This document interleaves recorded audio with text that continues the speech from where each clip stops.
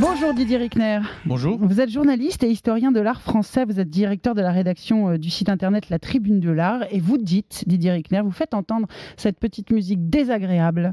Vous dites on aurait pu éviter ça. Bien sûr, je pense qu'on aurait pu éviter ça. Puis si la piste accidentelle se confirme, ce qui semble être le cas. Tout à fait. J'ai fait plusieurs articles il y a 2-3 ans sur des incendies. Il y a eu plusieurs incendies graves. Le plus grave était l'hôtel Lambert. Pas très loin de Notre-Dame, pas très loin de Notre-Dame, oui. Et il y a un monument sur deux qui brûle, et il y a beaucoup de monuments historiques qui brûlent. Oui. C'est dû à des feux sur des chantiers.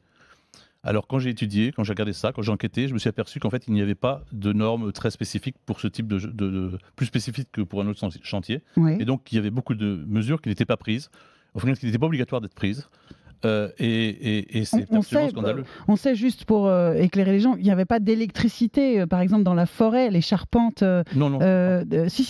Justement pour éviter les incendies, mais il n'y a pas d'autres mesures, c'est ça que je veux dire. Non, ce que je veux dire, c'est que quand il y a un chantier, le chantier là, il était autour de la comment ça s'appelle, qui est tombée de la flèche. La flèche, excusez-moi. Je vous en prie. Quand il y a un chantier, il faudrait mettre beaucoup de détecteurs d'incendie. Oui. Il faudrait des personnes qui tournent régulièrement. Oui. Là, on nous dit qu'il n'y avait plus d'ouvriers. C'est souvent le cas. C'est-à-dire qu'en fait, il y a des points chauds. Je ne sais pas si c'est le cas, mais c'est probablement le cas. Des points chauds qui ne sont pas éteints. Et finalement, ça se déclenche. C'est très lent. Et puis, ça se déclenche sans qu'il y ait des ouvriers sur place. Qu'est-ce que vous nous dites, Didier Rickner? Il n'y a pas eu assez de précautions qui sont prises, ou que le chantier est venu trop tard, qu'on a laissé les choses se délabrer trop longtemps? C'est sûr qu'on a laissé les choses se délabrer trop. On sait qu'il fallait 150 millions d'euros pour restaurer Notre-Dame parce qu'elle était en très mauvais état. De l'argent qu'on ne trouvait pas. Maintenant, on trouve des centaines de millions d'euros. Le Parisien parle de 700 millions d'euros déjà récoltés. Oui, ça ne m'étonne pas, effectivement. Depuis hier je pensais que ce serait avant la fin de la semaine, mais c'est avant la fin de la journée. C'est incroyable. Mais enfin, cet argent, on ne le trouvait pas.